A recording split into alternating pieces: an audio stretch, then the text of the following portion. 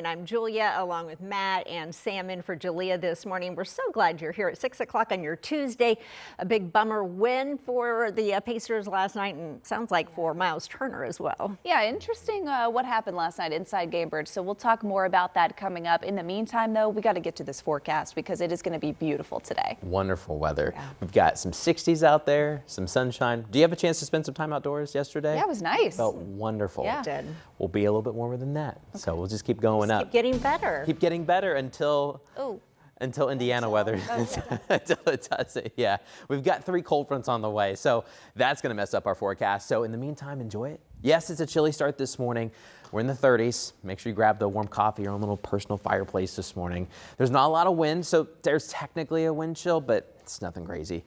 It's a nice, quiet, but frosty start out there this morning. Sunrise 7:17, so just over an hour to go until the sun officially rises. But make sure you bundle up. Make sure you have layers because you'll be wanting to take some of those layers off. You just wear one big sweater. That gets tough when temperatures are in the 60s with a lot of sunshine later this afternoon. So layers today, cool start. We're under mainly clear skies. There are some cirrus clouds coming above and now kind of obscuring the almost full moon, which is just about to set below the horizon. We were watching that in Carmel a moment ago. Right now it's 37 here in Indianapolis. Actually, the wind just died down for a second in Indy, but every once in a while you'll get a tiny wind. Later today, though, southwest winds will blow across the state and we won't get as cold tomorrow morning. Right now we're down to 31 in Marion. It's 34 in Anderson and Lebanon. Noblesville, we're only at 33. 35 in Carmel, 31 in Greenfield, 34 in Richmond and Martinsville, 32 in Zionsville, and 33 in Monroe County this morning. So here's your forecast. Mix of sun and clouds today. We'll get to the 60s, not bad at all, and we'll continue, Lindsay, to get a little bit warmer. We like when there's warm fronts, but unfortunately there's a lot of cold fronts too. Yeah, got to get out of town later this weekend. There you go. Yeah, before that colder air arrives. So I've been checking out at the airport in case you do have a trip out of town, or perhaps you have some folks heading into town. We only have one delay out at Indianapolis International, and that is down to Fort Myers this morning. So we'll keep an eye on that. Otherwise, you're looking live toward the south split, coming up that 65 corridor in this construction zone.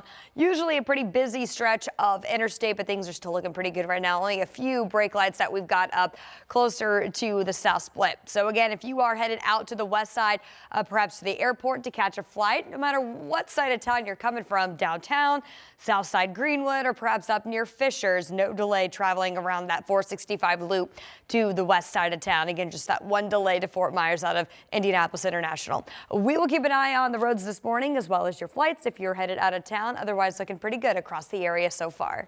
All right, Lindsay, thank you. Well, violence and crime. This morning, we are hearing more frustration from IMPD Chief Chris Bailey about a bar shooting that happened just a few days ago. He says more needs to be done to keep people safe and to keep violence out of downtown.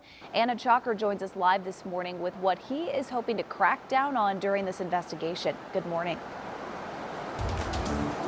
Good morning, ladies. Bailey says he has a lot of questions surrounding the shooting and the investigation, given how busy this area was downtown. And if you were here during the Halloween weekend, you probably saw several police officers down here as well. But his biggest question, how were people even to get around downtown with guns, but get inside this Javito lounge behind me with those guns? And Bailey tells us they found at least 3 guns inside the lounge. One was on a security guard, another on one of the victims, and that third one has not been recovered.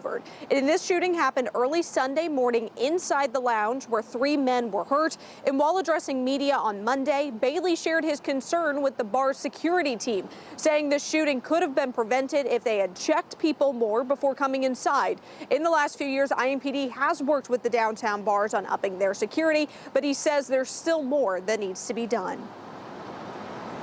And so I think you're going to see as we move forward, I don't know when, some more visible presence from excise in not just these bars, but many of the bars in Indianapolis. Online police records show IMPD has responded to Javito multiple times this year for fights and disturbances, and we have reached out to the lounge multiple times for comment, but have not heard back yet. And even though the shooting did happen over the weekend, Bailey says crime downtown is down and is actually the lowest out of all of the districts IMPD serves. But one man is telling us otherwise on that. So coming up, we'll share his story and why he says crime is actually up in this area and what changes he hopes to see. Yeah, that's another pretty scary story for folks in downtown. We'll hear from you on that coming up. Thanks, Anna.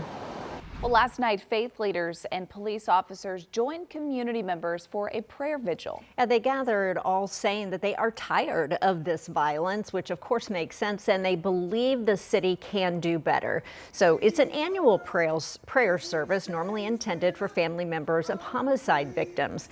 The IMPD chaplains expanded this year to include anyone in need of hope. One woman says she wanted to be there to pray for the community, hoping for a better future. We've had so much happening in our community: death, murder, suicide, even hungriness because of the SNAP. We walk with everybody. That's our biggest goal and focus here, is to be more of a support, be present with no judgment, but just love and compassion. Now, faith leaders say events like this are powerful, but action has to follow. Right now, Metro Police are investigating a shooting that left a man in critical condition. Now, this crime happened around 6:45 last night. This was near East 42nd and Emerson. Police tell us they found a man there who'd been shot and was taken to the hospital. So far, no suspect information has become available. And we are learning new details in a case against a Jennings County teenager accused of sexually assaulting a fellow student on a school bus. Next month, the judge will hear arguments to dismiss this case.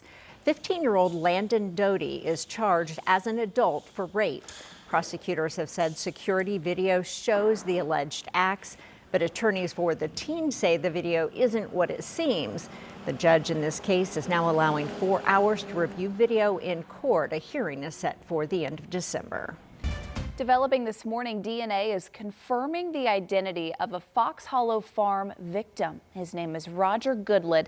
You may have heard this name before. That's because the Hamilton County coroner tells us DNA results support the ID initially made in 1996 through dental records. Investigators believe Goodlett is one of the victims of suspected serial killer Herb Baumeister. The coroner has been reviewing evidence found on this property in Hamilton County for years now, and this confirmation came through advanced forensic and DNA analysis. It's now 6:07. The Irvington community is looking to create the next DORA here in the metro area. Yeah, trying to kind of get on board with a lot of north side community. So a DORA, it's called a designated outdoor refreshment area. Seems pretty simple, but it would allow people to take a drink from one business outside and walk to another. Marina Silva is in Irvington this morning with what this would mean to the community. Good morning. Good morning, ladies. Well, here in Irvington this morning, they would like to be the first DORA in Indianapolis, but City County Council would need to approve it. And they wouldn't be the first one in the state. There's 46 others here in the state of Indiana. Now, you would still need to be 21 years old to buy a drink and take it from one place to another, and it would also need to be in a specialty cup. The business has to agree or opt into the DORA as well. There's several businesses that are hopeful for this, saying it would, quote, level the playing field during things like the annual Halloween festival in October. Councilor Andy Nielsen says the neighborhood's business community is set on making sure it's successful.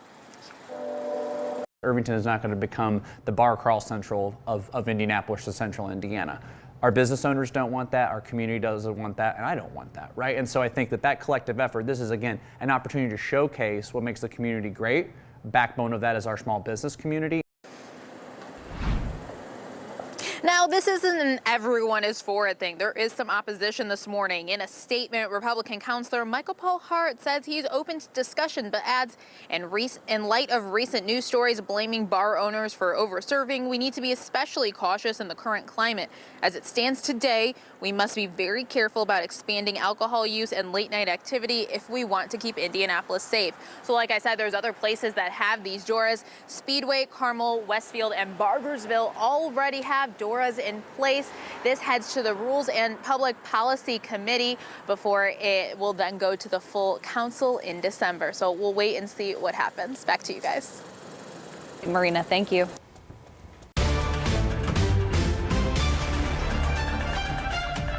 Redistricting talk in Indiana now pushed until December. Lawmakers will convene December 1st, we have learned, to consider changes to the state's congressional maps. Now, that's technically part of the regular 2026 legislative session. Legislative leaders tell us this delay is in an effort to save money. Now, Organization Day is November 18th right now. Lawmakers are also expected to talk about tax reform when they meet next month. Well, this as Hoosiers rallied at the State House with the message, it's not too late to speak out against redistricting. These are for the Hoosiers who don't want it. Lawmakers joined faith leaders and voting right advocates and voters for the Democracy Doesn't Get Redrawn event yesterday. This was organized by the Indiana Black Legislative Caucus. Speakers emphasize lawmakers should be focusing on other issues that they say are more critical for Hoosiers. This state does not belong to Republicans alone. It belongs to all of us, all of you right here and all of us. And all of you being here shows them that we are not going to take this lying down. So folks here in Indiana have about a month to share their opinions with representatives. So again, lawmakers will meet December 1st and likely begin that redistricting debate. Hey, Matt. Hey, good morning, Julie. I've got good news for you. The women's team, Purdue basketball, they had their opener yesterday. They won. The boys team, they have their opener tonight. That's at 6:30, taking on Evansville. It won't feel all that bad because the south wind will be picking up. Coming up, we're going to let you know about the warm trend we've got for a few days before big-time cold fronts, Julia, move in. All right, well, good news for SNAP recipients. You will get some of your money this month after all. We'll explain how much and what's next after yesterday's White House announcement by the president. And lawmakers may be close to a deal on Affordable Care Act subsidies. We'll tell you what that means for the ongoing shutdown.